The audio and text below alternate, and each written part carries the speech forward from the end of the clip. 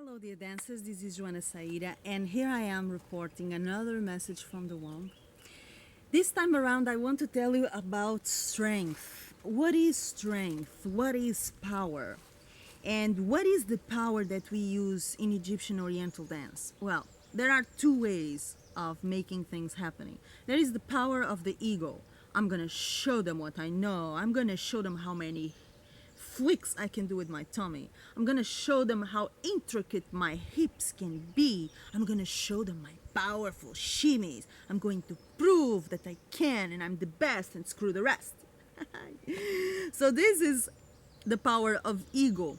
And in fact, this is how most of us have been trained as dancers. I speak for myself. You know, from a very early age, I studied classical ballet, and I've been instilled with a lot of martial ambition and ego power, in the sense that you have to prove yourself.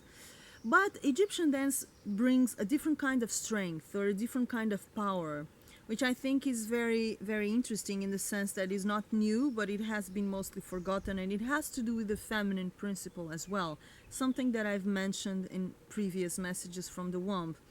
So the power of the heart, the power of emotion, the power of vulnerability, the power of humanity, the power of the wound is a different kind of strength, a different kind of stance that I think Egyptian dance brings to the table. It's just a proposal. You can always choose how to go for.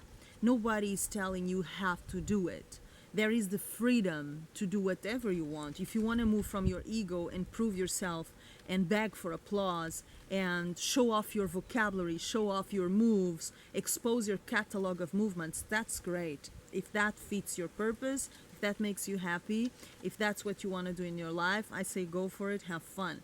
But as an artist or as a dancer who wishes to do Oriental dance artistically, you gotta consider the power of the heart, the power of emotion, getting into that stage, if that's the case, with your heart completely open.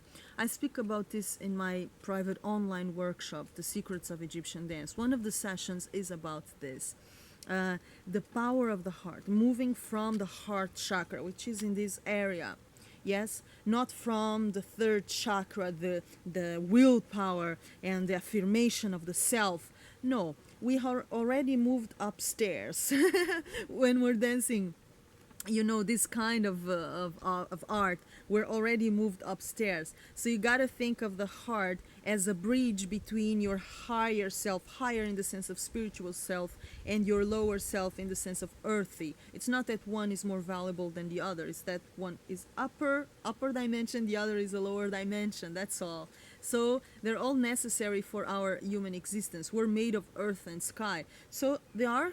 A heart chakra is a bridge, is a middle point between the sky and the earth. The things that in us are spiritual, elevated, more intelligent, and the things that in us are more primal, instinctive, basic. Again, those things are useful and they're important. That's why they're here. That's why we are composed of those two dimensions and others. But the heart makes like a balance, a bridge between those two. It's a middle point, is a synthesis, is a filter also, where only the important comes forth. Only what unites us with other people comes forth. So when I dance using the power of my heart instead of my ego, I'm accessing a very powerful bridge of connection between me and the others. It may be not be seen, but it's palpable from an energetic point of view. And in Egyptian dance, as in life, this is very important. You have to understand there are the visible things and there are the invisible things in this dance.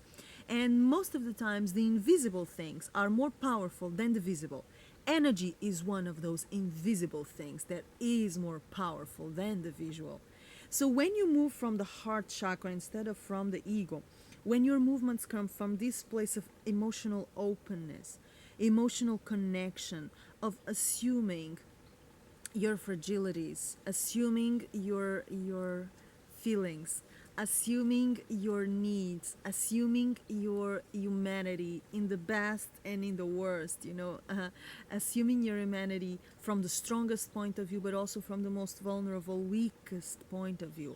When you do that, you access a kind of power, a kind of strength that has nothing to do with the ego. It's much bigger than the ego. The ego is this size.